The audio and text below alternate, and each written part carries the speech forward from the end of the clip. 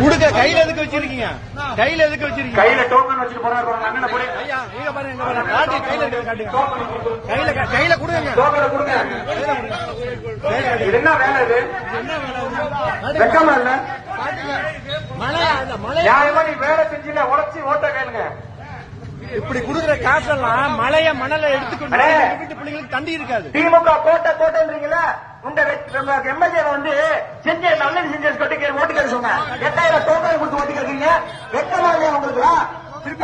மக்களை முட்டாளாக்குறீங்களா? இன்னும் நீங்க கொடுக்குற 8000 வாக்கு வந்து ஒரு முட்டாளாக்கிட்டீங்களா மக்களை? எந்த டோக்கன் பாருங்க, இங்க பாருங்க, வாருக்கு வாரு எந்த பகுதிக்கு போனாலும் வாருக்கு வாரு டோக்கன் கொடுத்துட்டு இந்த திமுக எவ்வளவு திருட்டுத்தனம் பண்ணிட்டு இருக்கு. எந்த திராவிட மாடல்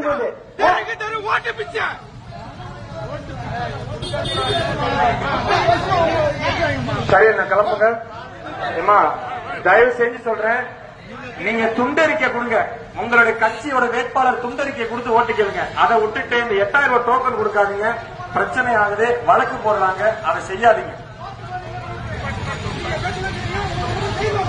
அதான் டோக்கன் கொடுக்காதீங்க.